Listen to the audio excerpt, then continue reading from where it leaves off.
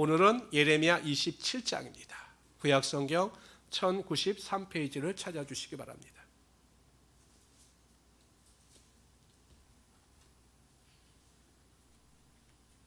구약성경 1093페이지 예레미야 27장입니다.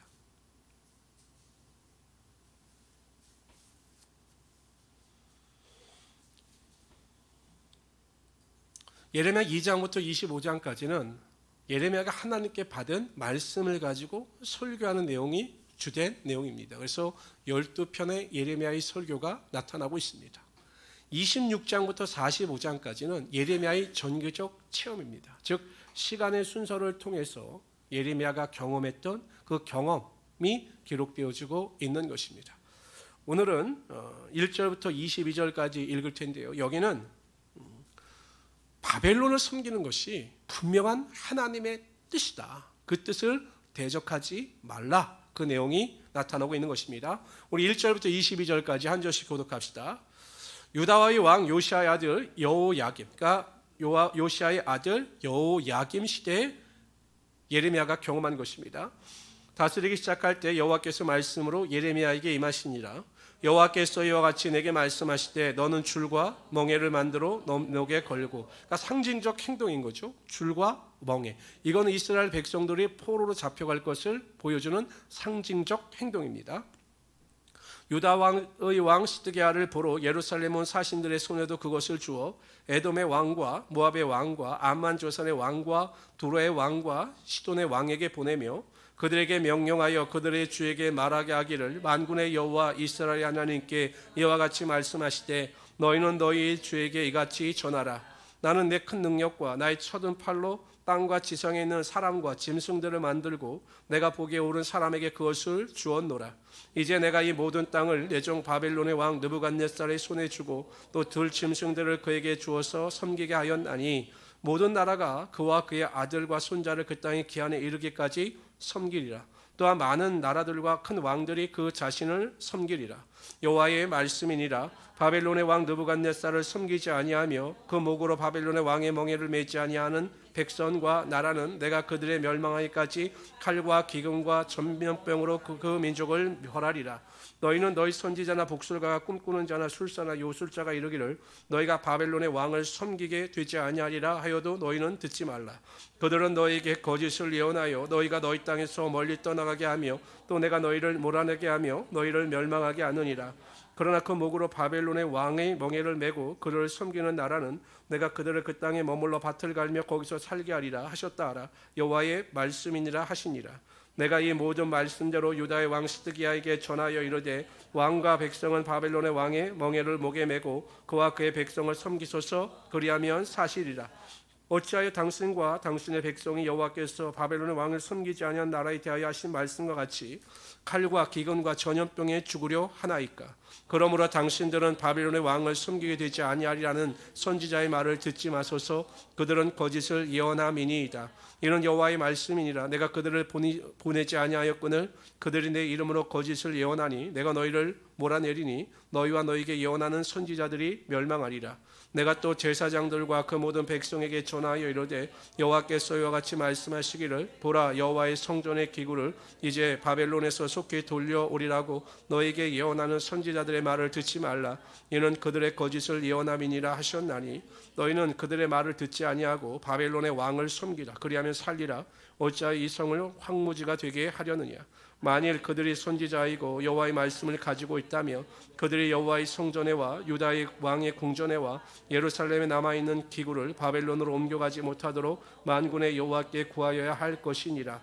만군의 여호와께서 기둥들과 큰 대야와 받침들과 이 성에 남아있는 기구에 대하여 이같이 말씀하시느니라.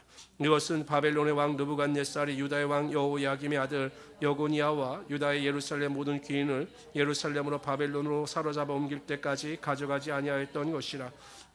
만군의 여호와 이스라엘 하나님 여호와께서 성전과 유다의 왕의 궁전과 예루살렘에 나 있는 그 기구에 대하여 이와 같이 말씀하셨느니라. 그것들이 바벨론으로 옮겨지고 내가 이것을 돌보는 날까지 거기에 있을 것이니라. 그 후에 말씀이니라. 이스라엘 민족의 마지막 왕 때 주로 요아스 왕 이후에 왕들에 대한 이야기가 예레미야에서는 주를 이룹니다. 그러니까 우리가 좀 기억할 필요가 있어요. 조금 어려우시더라도 우리 권사님들이 왕의 이름을 기억할 필요가 있습니다.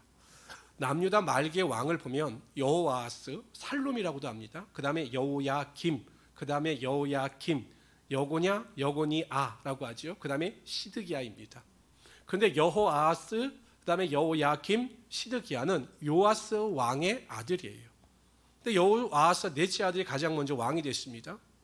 그리고 그가 애굽에 끌려갑니다. 반애굽 정책을 피다가 즉위한 지 3개월 만에 애굽의 포로로 잡혀가서 거기서 죽임을 맞이하게 돼요. 그러자 이스라엘 백성들이 이번엔 둘째 아들인 여호야김을 왕으로 세웁니다. 오늘 본문에 나오는 여호야김이죠. 근데 여호야김은 애굽에 의하여 애굽에 의하여 유다의 왕이 되었기 때문에 추인 애굽 정책을 핍니다. 그래서 바벨론에 대적하기 위해서 오늘 본문에서 보면 반연합 정선을 피죠. 그러다가 주전 605년에 그 바벨론의 느부갓네살 왕이 이스라엘 민족을 침략하여 그 여호야김 시대에 다니엘과 그 밖의 백성들이 포로로 잡혀갑니다. 그리고 그렇다면 여호야김 왕이 정신을 차리고 하나님 앞에 바로 서야 하는데 끝까지 바벨론에 대적하다가 주전 598년에 포로로 잡혀갑니다. 그래서 바벨론에서 어떻게 죽음을 당했는지에 대한 기록이 없어요. 비참하게 최후를 맞이하게 됩니다. 그리고 나서 여호야김 왕의 아들인 여호야긴이 왕이 됩니다. 근데 이 사람도 친바벨론 정책을 쓰지 않아요. 그러다가 주전 597년에 2차 침입을 하게 되죠. 그래서 그때 누가 끌려냐면 에스겔과 여호야긴 왕이 포로로 잡혀갑니다. 나중에 30년이 흐른 뒤에 여호야긴 왕은 다시 왕권을 회복하여 바벨론에서 인정받는 왕이 됩니다. 마지막이 시드기야 왕이에요. 시드기야는 악하게 행하다가 결국 남유다의 멸망을 당하게 되는 것입니다. 그러니까 우리가 예레미야를 읽다 보면 보통 여호야김이나 시드기야 왕 때에 대한 전기적 체험이나 예언이 많이 나오고 있어요. 그러니까 여호야스, 여호야김, 여호야긴, 또 시드기야. 근데 제가 이것을 보다가 참 안타까운 사실을 발견한 게 뭐냐면 이스라엘 민족의 마지막 왕, 위대한 종교계의 왕이 요시아예요. 요시아. 근데 요시아의 아들이 보세요. 여호야김, 요아스, 시드기야가 전부 요아스의 아들이에요. 그런데 하나같이 하나님을 믿는 믿음 안에서 떠나갔다라는 거예요. 그러니까 세상에서 제일 힘든 게 무슨 농사요? 자식 농사예요. 자식 농사. 그래서 참 우리가 하나님 안에서 믿음으로 기도하면 근데 하나님께서 택하신 자들은 반드시 때가 되면 구원하시고 하나님의 은혜 가운데 승리케 하여 주시는 것입니다. 우리 2절 3절 한번 읽어보도록 하죠. 2절 3절 다 같이 읽어봅시다. 시작. 여호와께서 이와 같이 내게 말씀하시되 너는 줄과 멍에를 만들어 내 목에 걸고 유다 왕 시드기야를 보러 예루살렘에 온 사신들의 손에도 그것을 주어 에돔의 왕과 모압의 왕과 암몬 자산의 왕과 두로의 왕과 시돈의 왕에게 보내며. 이게 무슨 의미냐면 줄과 멍에를 메어서 남유다가 바벨론의 포로로 잡혀갈 것인가를 상징적인 행위를 합니다.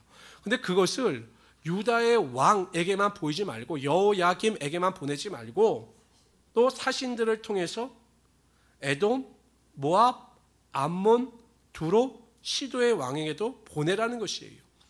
그들이 연합하여 바벨론에 대하여 대적하지만 하나님께서 바벨론을 섬기기로 작정하신 것은 하나님의 뜻이기 때문에 너희들이 아무리 연합하여 수고하고 노력한다 할지라도 하나님의 뜻을 거스릴 수 없다라는 것을 알려주기 위하여 그렇게 행동하라고 보여주신 것입니다. 성도 여러분, 우리가 이 세상을 살아갈 때 하나님을 제외하고 살아가는 것만큼 헛수고의 인생을 살아갈 일은 없는 것입니다. 우리가 아무리 수고하고 노력한다 할지라도 하나님께서 우리를 도우지 아니하시면 우리의 수고와 노력이 헛된 것입니다. 여호와께서 집을 세우지 아니하시면 세우는 자의 수고가 헛되도다 이렇게 말씀하신 것처럼 우리의 인생 가운데 하나님께서 계시지 아니하시면 우리가 하는 모든 일이 헛되고 무모한 일이 되고 만다라는 것입니다. 그래서 예레미야 22장 13절에 뭐 이렇게 말씀하셔요. 시작. 내 백성이 두 가지 악을 행하였나니 곧 생수에 근원되는 나를 버린 것과 스스로 웅덩이를 판 것인데 그것은 물을 저축하지 못할 터진 웅덩이니라. 그러니까 여러분 가장 악한 악이 무엇입니까? 두 가지 악이 하나님을 버리는 것과 그 웅덩이를 판 것인데 그 물을 저축하지 못할 웅덩이를 파는 것입니다. 그러니까 하나님을 버리면 아무리 웅덩이에 뭐를 채우려고 노력해봤자 터진 웅덩이이기 때문에 헛수고가 된다. 이것이 악이라는 것입니다. 하나님께서 우리에게 지혜도 주시고 우리에게 능력도 주시고 우리의 삶을 인도하셔야 우리의 삶에 열매가 나타나고 헛수고가 아니라 노력한 것만큼 이상의 대가가 반드시 나타나게 되는 것입니다. 그래서 항상 우리 성도님들은 하나님만을 바라보고 하나님만을 의지하며 살아갈 수 있는 우리 귀한 성도들이 되시기를 주님의 이름으로 축원합니다. 그래서 오늘 본문에 보면 그럼 어떻게 우리가 살 수 있는가?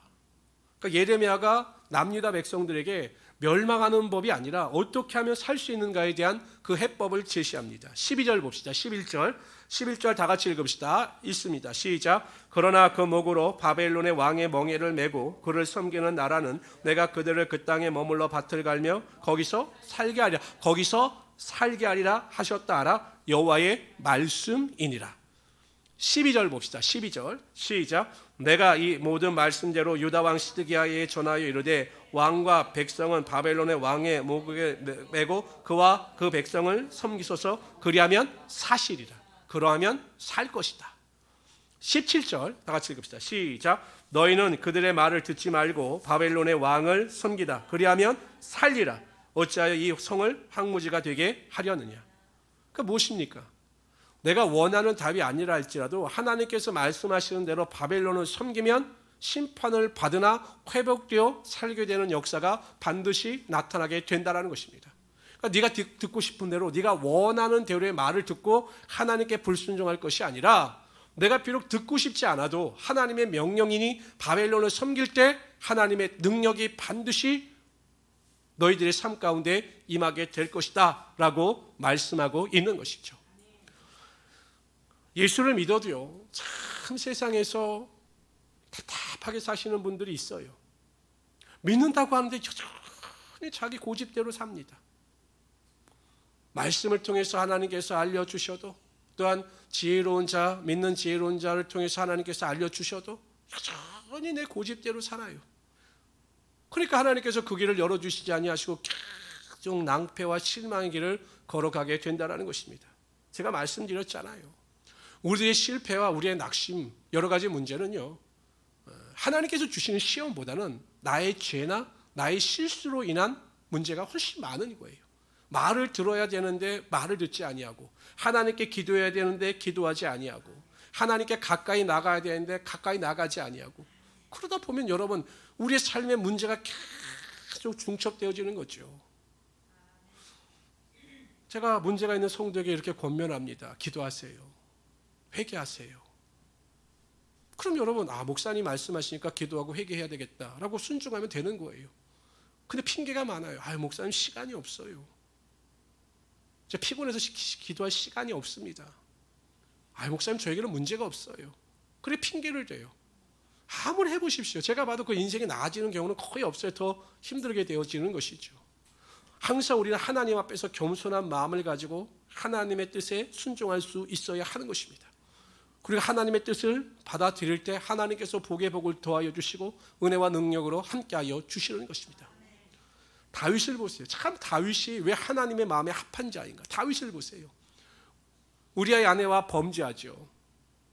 그 범죄함으로 말미암아 아이가 잉태되어집니다. 그 죄를 깨닫고 다윗이 하나님께 간절히 기도함으로 하나님께서 그 죄를 사하여 주셨어요. 그 사하여 주셨다라고 하는 것은 아무 문제가 없는 것처럼 이전처럼 그대로 두신 것이 아니에요. 하나님께서 사하여 주신 것은 다윗의 생명을 구해 주신 거죠. 왜? 살인한 자는 살인을 당하는 것이 하나님의 율법이었기 때문에. 그래서 목숨을 살려주셔요. 근데 아이가 태어납니다. 근데 아이가 아파요.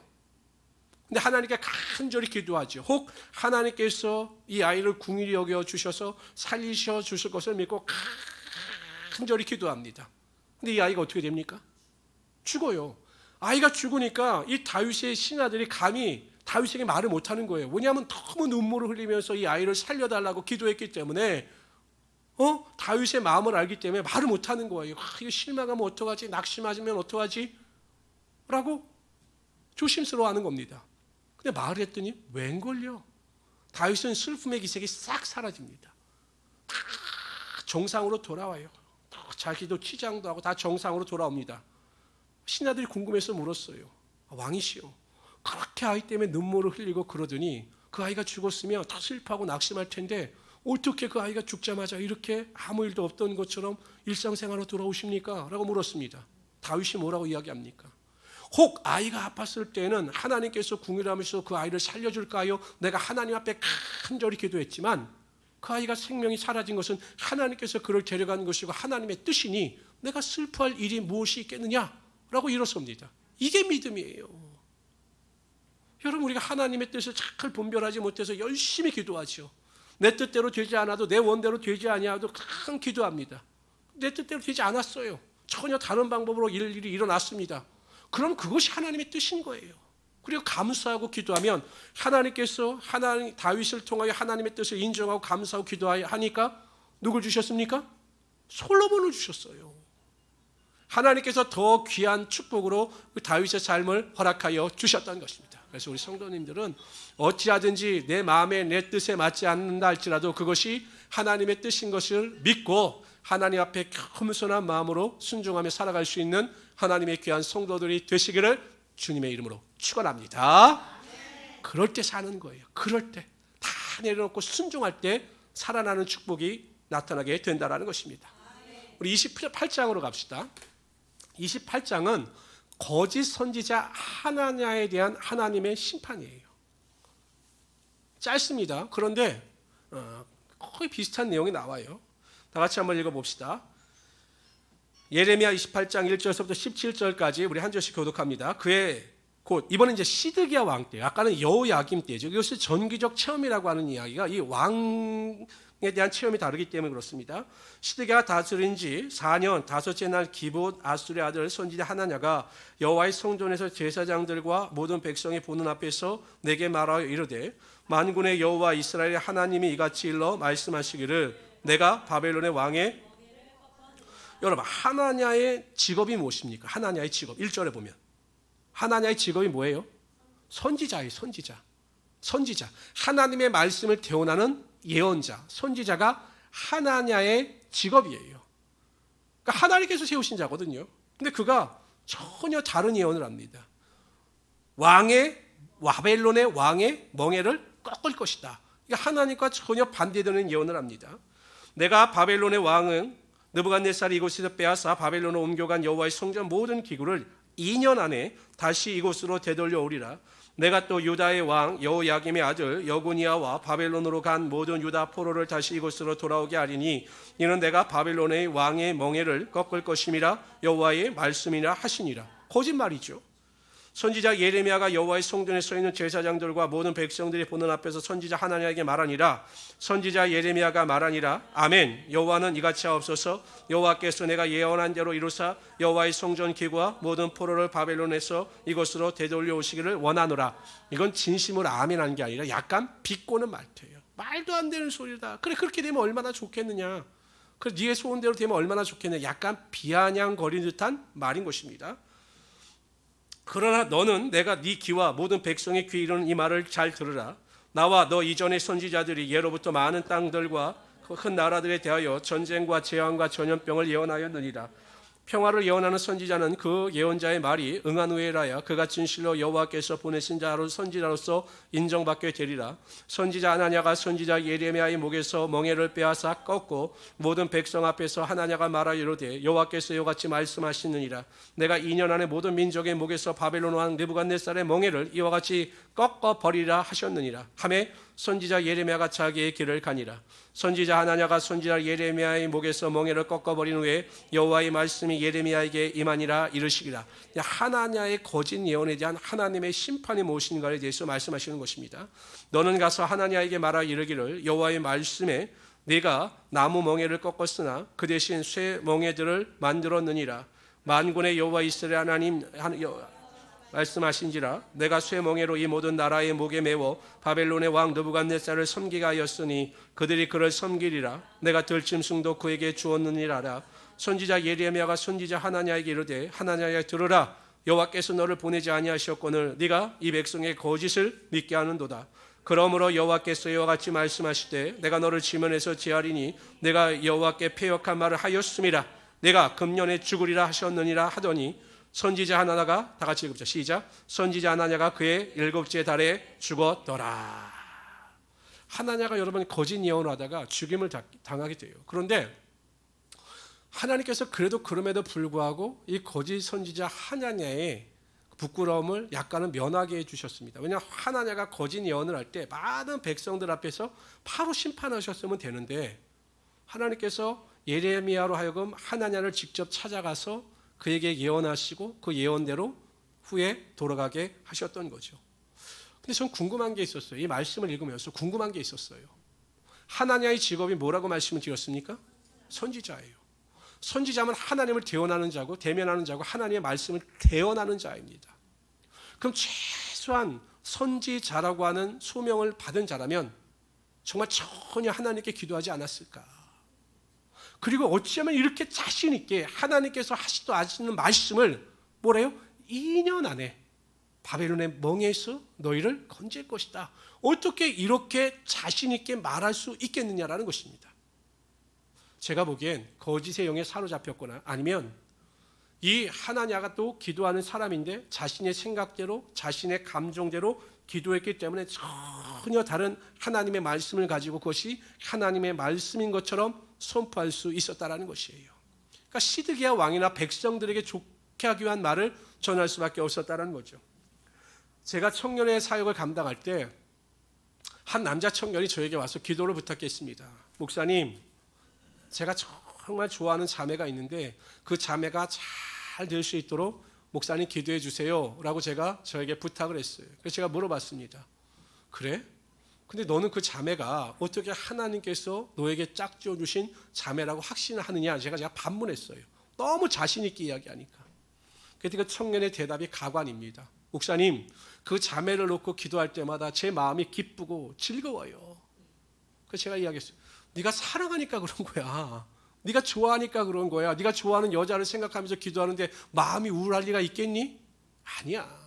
정말 하나님께 진지하게 기도하려면 너의 모든 것을 다 내려놓고 온전히 하나님의 음성을 들을 수 있도록 기도하는 것이 올바른 기도지, 네 감정이 좋은 것으로 가득 찬 상태에서 아무리 기도해봤자 그것이 올바른 하나님의 뜻이 될 수가 없어 라고 제가 말해준 적이 있어요. 아니나 다를까? 안 됐어요, 그 자매하고. 요즘에 개인의 그 사상 체계에 대해서 리플리 증후군이라는 것이 있어요. 리플리 증후군. 그러니까 인간의 사고, 인간의 뇌 구조가 어떻게 되냐면 우리가 처음에 내가 거짓말을 하잖아요. 거짓말. 그럼 그것이 양심의 가책을 받으면서 첫 번째 거짓말을 할 때는 이게 아닌데 라고 거짓말을 합니다. 근데 내가 하는 거짓말이 2번, 3번, 4번 반복되어지잖아요.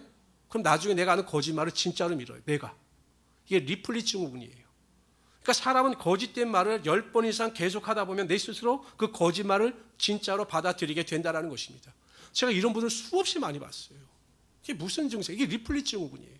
그러니까 기도도 마찬가지죠. 내 속사람을 비우지 않은 상태에서 아무리 기도해봤자 내 마음속에 비움이 없기 때문에 하나님의 뜻이 아니라 내 생각이나 감정대로 기도하고 그러므로 말미암아 하나님의 온전한 뜻을 체험하지 못한다라는 것입니다. 그래서 우리가 기도할 때마다 항상 기도할 것이 내 자신을 비우는 기도를 해야 되는 것이에요. 근데 여러분 생각해 보세요. 우리 그런 말 많이 하잖아요. 저도 지금 목회하면서 그런 분들 많이 만났는데 목사님, 그분은 그렇게 새벽마다 나와서 기도하고 예배 때마다 눈물을 흘리면서 기도하고 하나님의 말씀을 읽는데 왜 이렇게 변화가 안 되죠, 목사님? 이렇게 묻는 분들이 있어요. 한 가지예요. 자신을 비우지 않았기 때문에 그래요. 여러분 생각해 보세요. 쓰레기에다가 지금 방금 요리한 볶음밥을 집어넣으면 이 쓰레기가 깨끗해질까요? 아무리 깨끗한 볶음밥을 집어넣어도 이것은 쓰레기예요. 그러니까 우리의 속사람을 비우지 아니하면, 우리가 정결하지 아니하면, 정결한 그릇을 준비하지 아니하면 아무리 매일 기도하고 매일 간구하고 말씀을 읽어도 여전히 우리 안에 쓰레기가 쌓이는 거죠. 그러니까 삶의 변화가 없는 것이에요. 그렇기 때문에 제가 매일 회개 기도를 강조하고 우리의 마음에 비울 것을 강조하잖아요. 보통 의사들이 이야기할 때는요, 병을 고치는 것도 중요하지만 병을 미리 예방하는 것이 중요한데 그것이 우리가 가지고 있는 면역력을 강화하라고 이야기를 하죠. 우리의 믿음을 강화하기 위해서는 항상 우리를 비우고 온전한 하나님의 뜻을 받아들일 때 하나님께서 그 믿음을 통해서 온전한 하나님의 역사가 반드시 나타나게 하여 주신다는 것입니다. 베드로전서 4장 7절 읽어봅시다. 시작. 만물의 마지막에 가까이 왔으니 그러므로 너희는 정신을 차리고 근신하여 기도하라.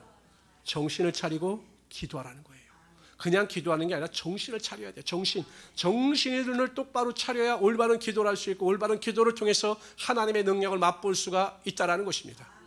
그래서 우리 성도님들은 하나님, 항상 제가 기도할 때마다 나를 비우는 기도를 통해서 내 욕심과 탐심과 나의 죄를 다 고백하고 회개하여 온전히 하나님의 뜻을 분별하며 순종하며 살아갈 수 있는 죄가 되게 하여 주시옵소서. 하나냐 선지자처럼 마치 내 뜻이 하나님의 뜻인 것처럼 말하거나 오해하지 않도록 하나님 나를 붙잡아 주시옵소서. 그렇게 기도할 수 있는 하나님의 귀한 성도들이 되시기를 주님의 이름으로 축원합니다. 우리 예레미야 29장으로 갑시다. 그러니까 여러분 보면 예레미야 선지자를 보면, 그래서 되도록이면 예레미야 선지자는 강해들을 안 하시는 이유가 뭐냐면 거의 반복이 되잖아요. 그래서 그런지 8월 달에는 예레미야를 다 끝내지 않고 로마서로 넘어가더라고요. 그러니까 말씀이 날마다 솟는 샘물도 알았던 것 같아요. 야, 계속 하니까 성도도 힘들겠다. 근데 여러분 오늘은 29장에는 그러니까 어떻게 보면 예레미야에서 가장 중요한 장이 29장하고 31장 내용이에요. 새 언약에 관한 이야기인데 우리 29장 1절부터 14절까지 읽어봅시다. 여기는 누구에게 하시는 말씀이냐면 주전 597년에 여호야긴, 또한 주전 605년에 엘리야김 때 여호야김 때 잡혀갔던 포로들 있죠. 그 포로로 잡혀간 자들에게 주는 메시지입니다. 1절부터 14절까지 읽도록 하죠.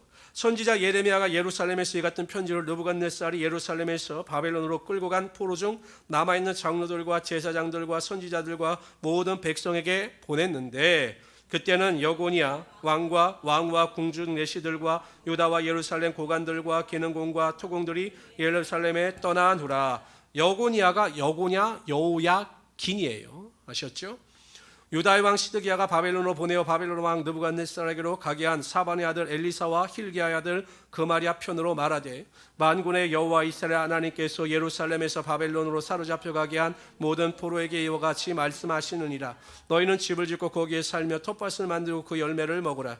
아내를 맞이하여 자녀를 낳으며 너희 아들이 아내를 맞이하여 너희 딸이 남편을 맞아 그들로 자녀를 낳게 하여 너희가 거기에서 번성하고 줄어들지 아니하게 하라.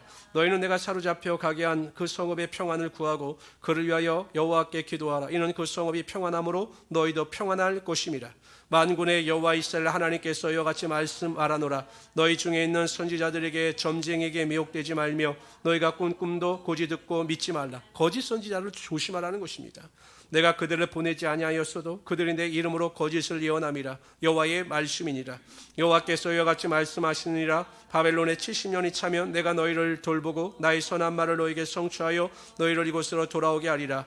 여호와의 말씀이니라. 너희를 향한 나의 생각을 내가 하나니 평안이 아니요 재앙이요 너희에게 미래와 행망을 주는 것이니라.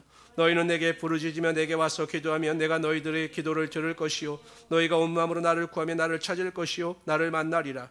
이것은 여호와의 말씀이니라. 나는 너희들을 만날 것이며 너희를 포로된 중에서 다시 돌아오게 하되 내가 쫓아보내었던 나라들과 모든 곳에서 모아 사로잡혀 떠났던 그곳으로 돌아오게 하리라. 이것은 여호와의 말씀이니라.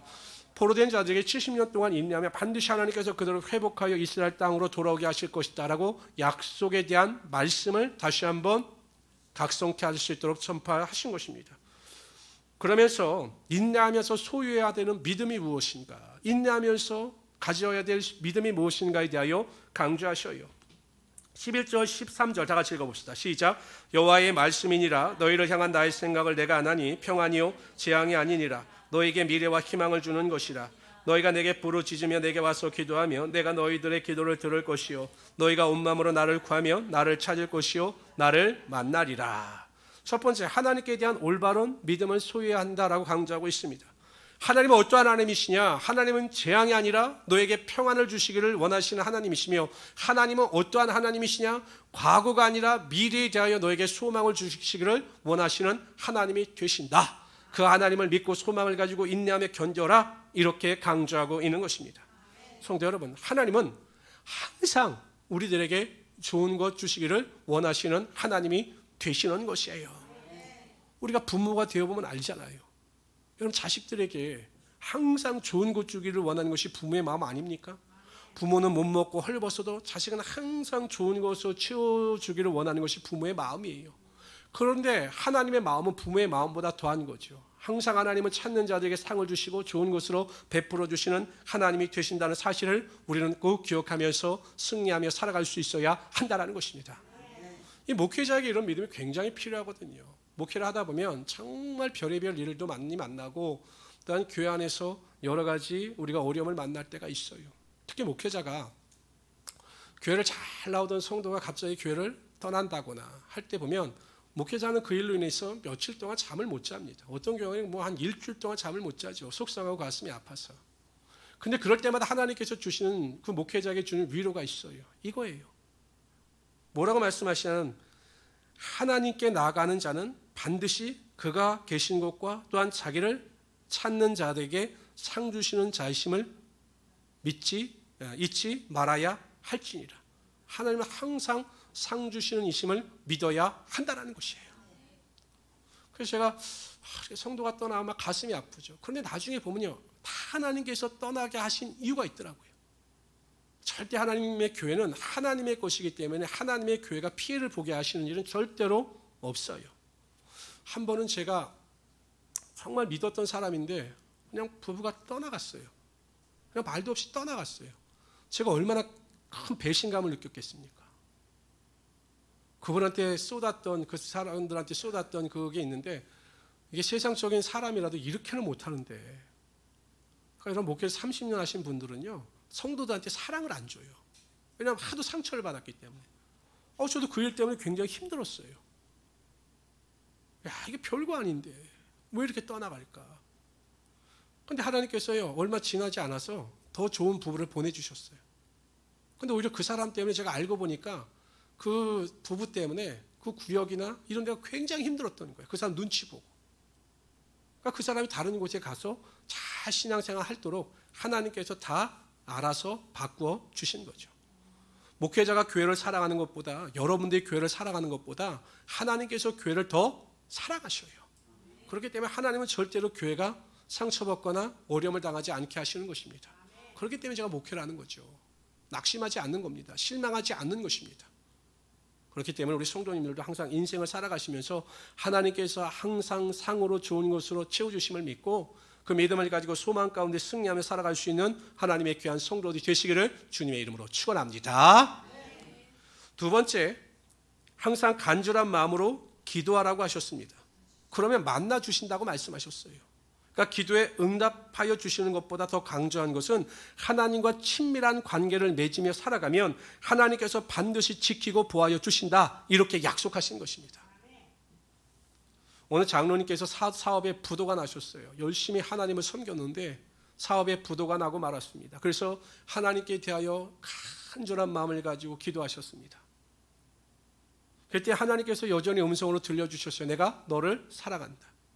내가 너와 함께 할 것이다. 내 옆에서 너를 도울 것이다. 그 말씀을 들려주셨어요. 장로님이 깨달은 것이 있었습니다. 하나님은 나를 포기하지 아니하시고 나를 버리지 아니하시는가. 더 기도 생활에 매진했습니다. 그리고 한 가지 습관을 가지고 기도했습니다. 갈 때마다 하나님을 인정하고 하나님을 환영하고 모셔드렸습니다. 하나님, 제가 갑니다. 나와 함께 가시죠. 가서는 하나님, 제가 이곳에 도착했습니다. 하나님 먼저 앉으시죠. 제가 오늘 빚을 갚아야 될 사람들을 만나러 갑니다. 제 입술에 파수꾼을 세워주셔서 지혜롭게 말하시고 그들의 마음을 주관하여 주십시오. 간 다음에 하나님 도착했습니다. 앉으십시오. 말씀해 주십시오. 항상 이러한 식으로 하나님을 인정하고 환영하고 모셔드렸습니다. 그럴 때마다 하나님께서 그와 함께하여 주셔서 문제 해결을 하여 주시고 사람들의 마음을 주관하여 주셔서 그 부도의 위기로부터 벗어나게 하여 주셨다는 것입니다. 항상 우리가 하나님으로부터 멀어지면 문제인 거예요. 하나님으로부터 멀어지면 원망과 불평과 탄식과 절망과 불안과 두려움만 있을 뿐이십니다. 아무리 환경이 열악하다 할지라도 하나님과 긴밀한 관계를 가지고 있는 사람들은 항상 그 마음 가운데 소망이 있어요. 왜? 하나님께서 기쁨과 소망을 허락하여 주시기 때문이죠. 부정적인 사람이 그래서 긍정적인 사람으로 바뀌게 되는 것입니다. 항상 믿음을 가지고 선포하게 되는 것입니다. 그럴 때 하나님의 역사가 나타나게 하여 주시는 것입니다. 그래서 우리 모든 성도님들은 간절한 마음을 가지고 기도하심으로 항상 하나님과 친밀한 관계를 유지하며 살아갈 수 있는 하나님의 귀한 성도들이 되시기를 주님의 이름으로 축원합니다. 15절부터 23절까지 읽도록 하죠.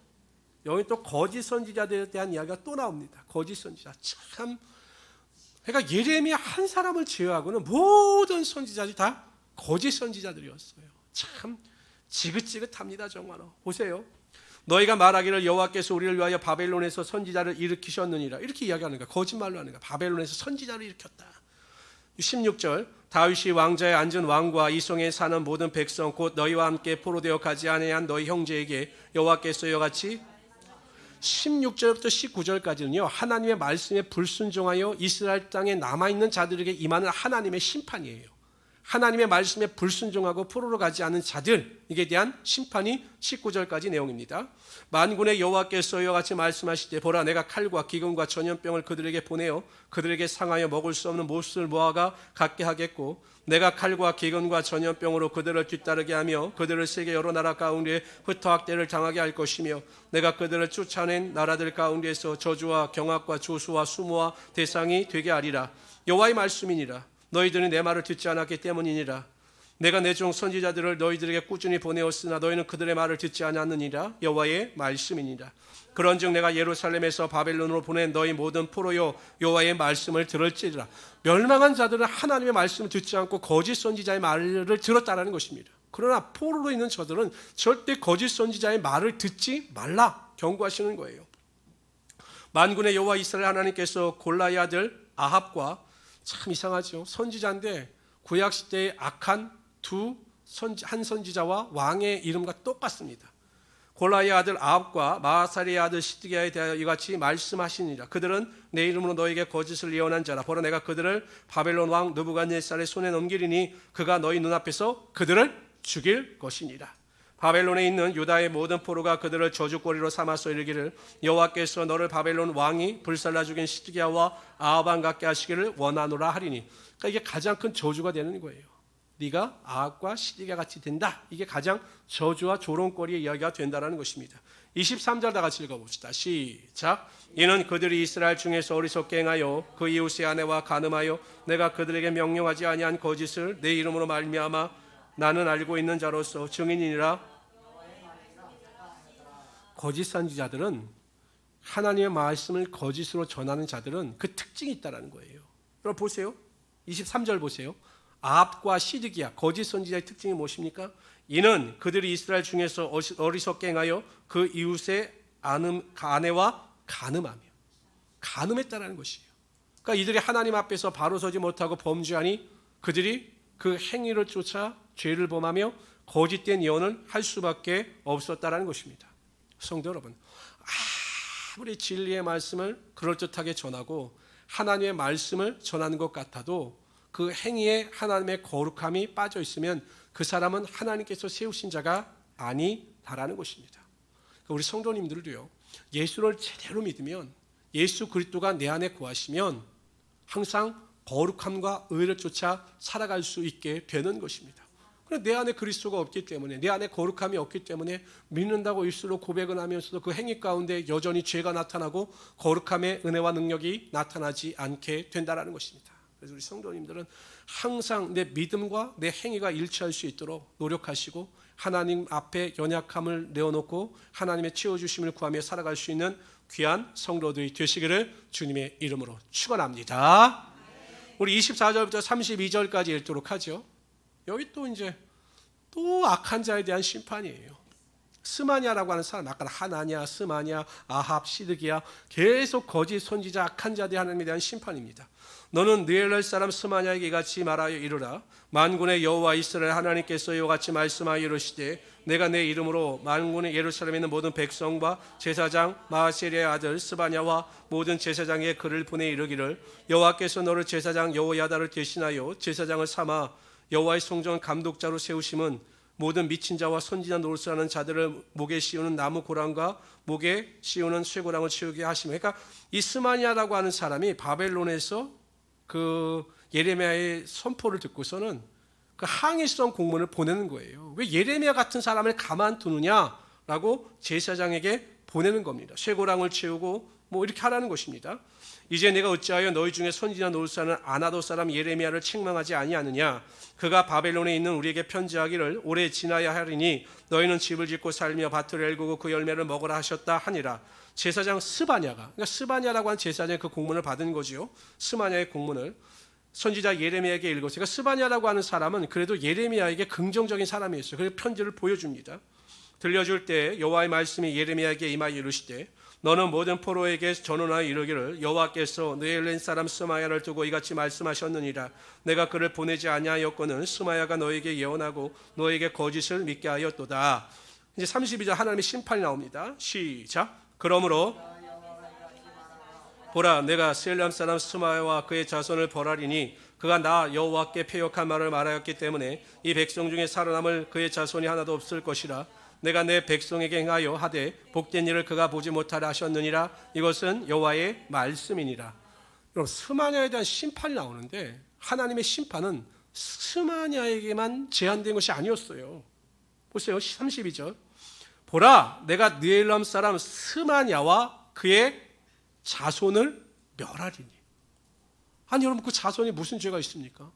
죄는 스마냐가 범한 것인데 하나님은 스마냐와 그의 자손들까지 벌하시겠다라고 말씀하시는 것입니다. 그러니까 그 책임을 자손들에게까지 물으시겠다라는 것입니다.